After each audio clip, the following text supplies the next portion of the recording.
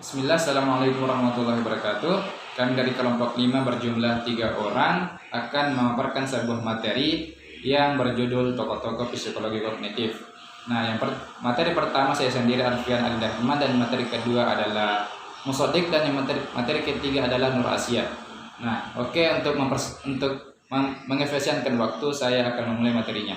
Yang pertama itu ada George Armitage Miller yang lahir 1920 dan wafat pada 2012.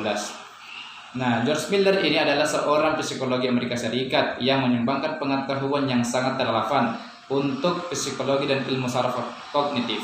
Di antara hal-hal lainnya, ia menganalisis bahwa manusia memproses informasi yang kita terima dan merupakan yang pertama mempertahankan bahwa ingatan kita memiliki kapasitas untuk menyimpan 7 elemen diferensial permanen. Dan yang kedua ada juga Ulrich Neisser yang lahir pada 1928 dan wafat pada 2012. Ulrich Richard Gustav Neisser adalah seorang psikologi Jerman Amerika Serikat dan anggota Akademi Ilmu Pengetahuan Nasional Amerika Serikat. Dia telah disebut sebagai Bapak Psikologi Kognitif. Neisser meneliti dan menulis tentang persepsi dan ingatan. Dia mengemukakan bahwa proses mental seseorang dapat diukur dan kemudian dianalisis. Oke, untuk mengefisienkan waktu, saya persilakan kepada materi kedua, yaitu Musodik. Sebagai pemateri kedua akan melanjutkan tokoh-tokoh psikologi kognitif. Adapun tokoh-tokoh psikologi kognitif yang ketiga yakni Jean Piaget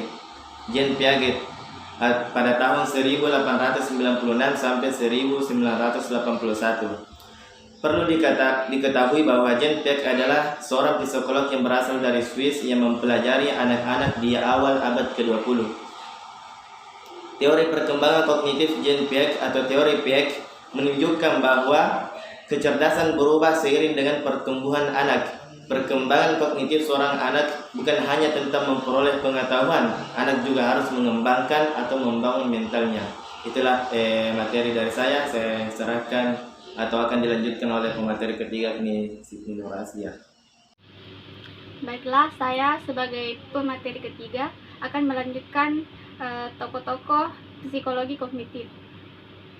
Yang terakhir yaitu Jerome Seymour Brunner 1915 sampai 2016. Jerome Seymour Brunner adalah seorang psikolog Amerika dan peneliti senior di Sekolah Hukum New York University. Menurut Brunner, dalam Wibowo H 2020, belajar bermakna hanya dapat terjadi melalui belajar penemuan. Pengetahuan yang diperoleh melalui belajar penemuan bertahan lama dan mempunyai efek transfer yang lebih baik. Brunner dalam Nur Hadi N 2020 mengemukakan bahwa belajar melibatkan 3 proses yang berlangsung hampir bersamaan. Ada 3 proses kognitif yang terjadi dalam belajar: tahap informasi, transformasi, dan evaluasi. Baiklah, saya kembalikan ke moderator. Alhamdulillah, itulah paparan kami bertiga kelompok 5 yang membahas tentang tokoh-tokoh psikologi kognitif. Mudah-mudahan apa yang telah kami paparkan dapat bermanfaat. Sekian, wassalamualaikum warahmatullahi wabarakatuh.